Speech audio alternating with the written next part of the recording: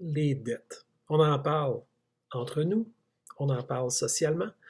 C'est pas juste les consommateurs qui ont des dettes, ce sont nos municipalités, nos hôpitaux, ce sont nos gouvernements, que ce soit provincial ou fédéral. Tout le monde a des dettes parce que c'est devenu la manière dont l'argent circule aujourd'hui. C'est de l'argent de dette qui est émise par la Banque du Canada via l'oligopole des grandes institutions financières. On les connaît, entre autres la Royale, la Scotia, la TD, Desjardins. Ça a beau être une caisse populaire, ça demeure aux yeux de la Banque du Canada une institution financière qui peut émettre de l'argent, mais à crédit à des consommateurs canadiens qui en font la demande, soit via des prêts, des hypothèques, des cartes de crédit à la consommation. Donc, finalement, on se ramasse avec notre Banque du Canada qui émet de l'argent, oui, mais toujours de l'argent qui est émise à crédit. Donc, ça fait en sorte que les gens, pour arriver, parce que parfois la vie nous envoie des petites surprises, puis bon, on aimerait bien ça, avoir le petit million dans le compte de banque pour pouvoir payer la surprise en question, mais on ne l'a pas. Alors, on se retourne vers nos institutions financières, les banques. Puis là, on dit, écoutez, j'aurais un petit projet, là, ça me prendrait peut-être 2-3 000 là, pour régler ce nouveau projet-là. Et puis là, la banque nous répond invariablement, et ça depuis au moins une décennie, qu'en bas de 5 000 il n'y a pas vraiment de discussion à avoir, à moins d'un cas particulier, que c'est donc vers les cartes de crédit qu'il faut se tourner pour un prêt à la consommation de 5 000 ou moins. En haut de 5 000 il y a peut-être moyen d'avoir une discussion pour obtenir un prêt. Il y a des exceptions, mais en général, c'est pas mal comme ça que ça se passe. Il faut comprendre que les cartes de crédit, contrairement à un prêt que l'on qualifie souvent de prêt personnel à la banque, qui va plutôt se situer aux alentours des 10 d'intérêt annuel, les cartes de crédit généralement sont offertes à la base avec un taux d'intérêt de 19,9, on peut dire 20 annuellement, donc le double. On comprend donc la motivation d'un banquier ou de l'institution financière à vous offrir le recours aux cartes de crédit au lieu de vous offrir le recours à un prêt. L'avantage est double. On le voit par le taux d'intérêt. C'est littéralement le double. Alors, c'est mieux pour la banque, pas pour vous. Mais également, la carte de crédit vous offre généralement plus que 5 000 de limite. Ou s'ils vous offrent 5 000 au départ, ils vont la monter plus tard s'ils voient que vous payez bien. Donc, ça devient un nœud coulant, cette affaire-là. Vous partez avec un petit projet de 2-3 000, vous mettez votre 2-3 000, puis au fil du temps, l'institution financière a dit, bon, ben là, votre visa, vous l'avez bien remboursé, donc on va vous offrir 8 000 de crédit. Puis là, vous dites, ah, mais mon Dieu, on va accepter ça, ça a l'air bien sympathique. Puis au fil du temps, mon Dieu, c'est plus 8 000, c'est 13 000, puis après ça, c'est 18 000, puis après ça, c'est 26 000. Puis là, vous vous rendez compte que c'était un petit projet au départ, votre affaire de 2-3 000, mais c'est rendu avec une carte de crédit qui est rendue avec une grosse marge. Puis vous pouvez la remplir, cette marge-là. Des fois, vous avez peut-être un, c'est une bulle dans le cerveau qu'on dit? Oui, hein? Vous avez ça, un enthousiasme soudain pour dépenser pour quelque chose que vous vouliez depuis longtemps, un nouveau set d'électroménager, un voyage. Puis là, tout à coup, vous dépensez, puis vous loadez à la carte, puis vous n'avez pas réalisé que 5 000 ça prend du temps à rembourser. Les banquiers ont réussi. Ils ont atteint leur but qui était de vous endetter. Parce que ce que les institutions financières vendent, c'est de l'intérêt. C'est ça leur produit. Si vous allez dans un concessionnaire automobile, ils vont vous vendre des autos et d'autres choses, les réparations sur l'auto, les assurances sur l'auto et tout, mais généralement, c'est l'auto qu'ils vendent. Mais les institutions financières, c'est un peu ça. Leur produit d'appel principal, c'est les intérêts sur l'argent qu'ils vous prêtent. Alors, s'ils peuvent vous convaincre d'une manière ou d'une autre en vous disant, regardez toute la belle marge qu'on vous a donné, le beau 26 000 vous convaincre de dépenser, vous convaincre de vous endetter, bien, ils ont gagné. Et ça vous permet à vous d'avoir vos électroménagers, ce qui n'est pas forcément mauvais. Mais par contre, vous venez d'avoir une nouvelle dette aussi. Donc, votre statut de consommateur vient de passer de cette belle sensation d'acquérir des beaux électroménagers neufs à oups, c'est vrai, je viens de me rappeler, il faut que je les paye. Mais le banquier qui a émis la carte de crédit Visa ou Mastercard, lui est mort de rire parce qu'il a juste appuyé avec ses petites mains sur le clavier, il a marqué 22 6 0 0 0, puis vous autres, vous êtes tombés dans le trou jusqu'à peut-être, je sais pas, 15 000 de dette. Puis là, ben lui, ben, il ramasse à tous les mois un 200-300 $ d'intérêt. Donc, c'est ça paye. Il fait ça avec des millions de personnes, avec son institution financière, et on comprend pourquoi les banques font annuellement près de 40 milliards de dollars de profit par année. Ça vient de là, surtout. Les hypothèques sont un autre gros poste de profit, mais les cartes de crédit ne laissent pas leur place, ainsi que les frais d'accès à votre argent dans les institutions financières, les fameux frais bancaires. Alors tout ça, c'est une mécanique dans laquelle, lorsque vous tombez dedans, vous vous rendez bien compte que c'est un piège. Mais en même temps, même si vous êtes brillant, ça se peut que vous n'ayez pas l'argent à ce moment-là pour rembourser. Donc, la dette continue de mois en mois. Donc, ça vous force à être créatif. Qu'est-ce que vous pouvez faire pour diminuer votre endettement, à part gagner à la loterie et finalement tout payer ces dettes-là, d'une certaine façon d'utiliser le destin pour régler votre dette? Ben, vous pouvez utiliser deux approches. La première, c'est de changer votre carte de crédit à 19,9 % ou pire, à 28,8 % si vous avez eu des historiques de mauvais crédit ou des choses comme ça, et de demander une carte de crédit à taux d'intérêt réduit. Donc, si vous tapez ça dans un moteur de recherche, carte de crédit à taux d'intérêt réduit, vous allez voir qu'il n'y a pas juste du 19,9 %. Il y a par exemple la carte Desjardins Modulo qui vous offre le 10,9 % pour un montant annuel de 50 $. Donc, ça coûte de l'argent au départ avoir cette carte-là, mais c'est pas long que c'est rentable si vous avez une grosse dette. Généralement, Desjardins Modulo, lorsqu'ils ouvrent la carte pour vous, vont vous donner une certaine marge et vous pouvez même discuter avec eux autres pour leur demander s'il n'y a pas moyen d'avoir une marge un peu plus élevée, question de transférer la totalité de votre solde sur cette nouvelle carte de crédit-là. Généralement, vous pouvez leur parler si vous avez un crédit qui est acceptable. Desjardins ne sont pas les seuls à offrir ça. Il y a également TD qui le fait. Il y a Visa, les fameuses CIBC Select, qui peuvent faire ça aussi. Il y a la Banque Royale qui a des cartes d'intérêt à taux réduit. Il y a la Banque de Montréal qui a des cartes d'intérêt à taux réduit. Et si vous vous qualifiez, certaines de ces cartes-là vous offrent même des taux qui peuvent descendre. J'ai vu des taux à 2,4 %. Donc, si vous avez un bon crédit puis que vous avez une situation avantageuse, les banques sont finalement très intéressées à vous offrir des taux qui vont vous donner le goût de dépenser. C'est un peu ça leur but.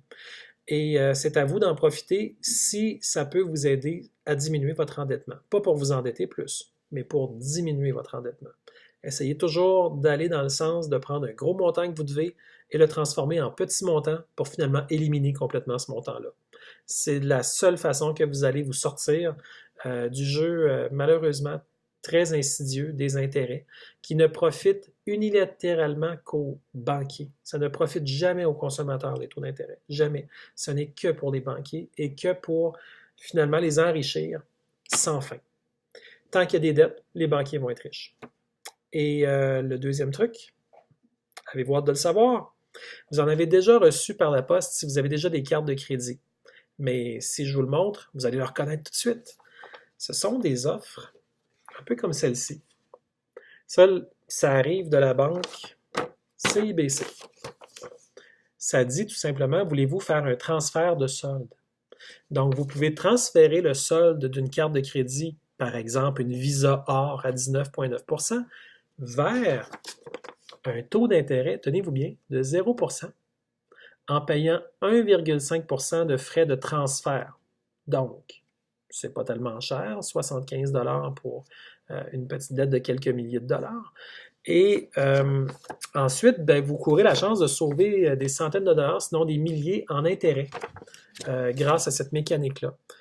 Et c'est la raison pour laquelle la plupart des consommateurs canadiens, au fil des ans, au fil des décennies même, on pourrait dire, ont décidé de conserver des collections de cartes de crédit. 1, 2, 3, 4. C'est pas fou, parce que vous avez régulièrement par la poste des offres comme celle-là. Puis si vous avez un solde qui vous demande de payer des 200-300 $ d'intérêt par mois, puis tout à coup vous tombez à 0 %, donc vous payez le paiement minimal qui est peut-être 20 $, ça vous permet de respirer un peu, puis d'appliquer le même paiement. Idéalement, n'allez pas dépenser de l'argent si vous êtes capable de ne pas en dépenser, dépensez-en pas. C'est ça qui vous plombe avec les intérêts avec la carte à 19,9. Mais là, profitez du fait que vous pourriez vous aussi avoir des 0%, comme l'offre la CIBC présentement, pour finalement payer le capital, donc le principal de votre dette, afin de pouvoir à ce moment-là appliquer les fameux 2000 $ d'intérêt en 10 mois que vous auriez payé normalement sur votre Visa Or sur le montant principal à payer. Donc, cet argent-là, ça veut dire que si votre dette était de 15 000, tout à coup, elle se retrouve à peut-être 13 000, bien, ça fait une bonne différence. Ça fait plusieurs dizaines de dollars par mois que vous avez pu à payer à tous les mois en intérêt. Donc, vous pouvez donc descendre de manière graduelle de plus en plus la dette. Et la bonne nouvelle, c'est que vous ne recevrez pas juste une lettre comme ça par année. D'habitude, la plupart des institutions financières ont 2 ou 4 campagnes comme ça annuelles. Donc, si dans votre portefeuille, vous avez 2 ou 3 cartes de crédit, il y a des bonnes chances que les institutions financières se relancent les unes les autres pour vous faire des offres, parfois à 0%, parfois à 1%, parfois avec aucun frais pour transférer le solde, parfois avec 1%, parfois 1,5%. Mais essentiellement, si vous pouvez transférer ce montant-là de manière très stratégique d'une carte de crédit à l'autre, vous allez peut-être pouvoir épargner de manière perpétuelle. Et lorsque vous aurez fini par descendre votre dette assez bas, si vous avez réussi en plus à accumuler un capital, vous pourrez payer ce montant-là en un seul coup puis en finir avec votre dette. Là, vous pourrez en finir avec votre carte de crédit si vous voulez. Vous n'aurez plus de dette et si vous voulez, vous pouvez tout canceller ça ou la garder à 0 $ aussi longtemps que vous voulez. Elle ne vous chargera plus d'intérêt à ce moment-là. Ils peuvent vous charger, dans le cas de la modulo Or de Desjardins, la modulo qui est à taux d'intérêt réduit. Ils peuvent vous charger un 50 $ par année, mais c'est pas trop cher payé pour savoir que si un jour vous avez besoin de votre carte de crédit, et Dieu sait que les occasions sont nombreuses, au moins vous payerez juste 10,99 et non pas 19,9%. C'est sûr que quelqu'un qui m'arrive qui dit « Moi, Claude, je n'ai jamais été plus haut que 100 $ sur ma carte de crédit », je vais dire « Regarde, prends n'importe laquelle, même à 28,8%, c'est un montant. Écoute, c'est tellement négligeable comme montant que qu'importe l'intérêt, si on divise ça par 12 mois, ce ne sera pas significatif. Mais dès que le montant se met à monter un peu, et on sait que les gens aujourd'hui sont dans un tourbillon de dépenses, il n'y a pas une dépense, il y a beaucoup de dépenses. Ça va de l'épicerie jusqu'à des investissements plus importants. Bien, les dettes peuvent monter vite. Donc, il faut faire attention au taux d'intérêt parce que si le vôtre est à 19,9%, comme celui de beaucoup de gens, parce que les banquiers ont très, très bien travaillé, ils ont vendu le rêve d'une belle carte de crédit, on l'a acheté, moi le premier, et c'est ensuite qu'il faut penser à comment est-ce qu'on peut diminuer ces dettes-là. Puis les deux stratégies que je vous propose aujourd'hui, je viens de vous les expliquer, c'est d'aller vers des cartes de crédit à taux d'intérêt réduit. Et ça va être une discussion à avoir d'abord avec la banque émettrice de la Visa que vous avez dans votre portefeuille, Visa ou Mastercard, pour leur dire, écoutez, je m'apprête à négocier un taux d'intérêt réduit avec votre concurrent. Alors, est-ce que vous avez quelque chose à m'offrir? Et souvent, ils vont dire, ah, vous en faites la demande parce que c'est quelque chose qui pourrait mieux convenir à vos besoins financiers. Laissez-moi vous passer à mon collègue qui, lui, va vous parler de notre carte à taux d'intérêt réduit. Puis là, vous allez dire, ah, vous auriez dû m'appeler pour m'en parler. Puis ils vont dire, oui, mais on était trop contents de faire de l'argent, nous autres. On ne voulait pas vous appeler puis déranger votre habitude de nous enrichir. Alors, c'est à vous de faire le premier pas. Puis l'autre chose, ces petites feuilles-là, vous n'avez pas nécessairement besoin qu'elles arrivent par la poste. Vous pouvez de la même manière contacter les institutions financières émettrices des cartes de crédit pour leur demander si elles n'auraient pas en ce moment une promotion à vous offrir afin de faire un transfert de solde provenant d'une autre de vos cartes. Et vous allez voir, généralement, quand vous parlez, ces gens-là écoutent. Puis il se peut que vous ayez quelque chose. Et s'il n'y a rien ce mois-là, il est entièrement possible qu'il y ait quelque chose un peu plus tard. Donc, il y aura moyen de rappeler et de renégocier à ce moment-là avec les promotions qu'ils auront à vous offrir. Donc, j'espère que ces conseils-là vous aident. J'aurais pu vous parler beaucoup plus des cartes de crédit. Je peux tout de suite vous annoncer que la satisfaction que vous allez avoir de payer moins d'intérêts, la satisfaction que vous allez avoir de regarder votre solde principal baisser, et non pas juste les paiements minimaux que vous faites, si vous n'avez pas les moyens d'en faire plus, mais vraiment de payer plus et de voir le solde diminuer, ça va vous motiver à vouloir diminuer vos cartes de crédit et à terrasser l'endettement. Et c'est pas juste un problème individuel, c'est un problème collectif. Fait qu'enlevez-vous ça de la tête que vous êtes le seul avec des problèmes de dette. C'est un problème qui est généralisé au Canada. Il y aura toujours des gens qui, eux, n'ont pas de dette. Ils ont eu un héritage, ils ont eu la chance d'avoir un gros emploi de bonheur dans leur carrière, ils ont eu des parents qui les ont aidés, des amis, ils ont eu la chance d'être en couple avec quelqu'un qui, pour toutes sortes de raisons, lui aussi, il a eu une belle disposition financière de bonheur, mais c'est pas parce que vous avez cette chance-là ou que vous ne l'avez pas que ça devrait définir votre relation avec le crédit. Le crédit devrait demeurer une forme de luxe, une forme de chose que vous allez prendre en dernier recours. Il ne faut pas que vous preniez ça en premier recours si vous en êtes capable. Il y a des situations qui nous forcent à aller vers le crédit. On est pris dans le temps, on n'a vraiment pas eu encore les moyens de faire la dépense, mais la dépense doit avoir lieu rapidement. Puis après ça, il y a d'autres dépenses qui s'accumulent, puis la vie va vite. Alors, on se rend compte à un moment donné qu'on a plus de dettes qu'on pensait.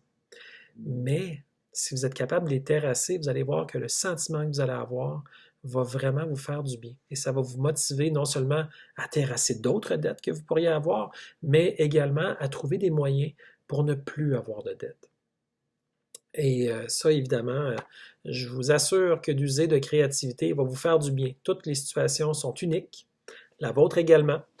Et ça fait en sorte que si vous trouvez des façons, peut-être les mettre en commentaire en bas de la vidéo et expliquer aux autres quelle était votre façon à vous pour éviter le piège de l'endettement au Canada, qui est devenu un problème endémique, qui atteint des sommets. Alors, si vous avez des bonnes idées, gênez-vous pas, partagez-les. Et sinon, je vous souhaite de diminuer votre endettement puis de réussir vos projets. Merci!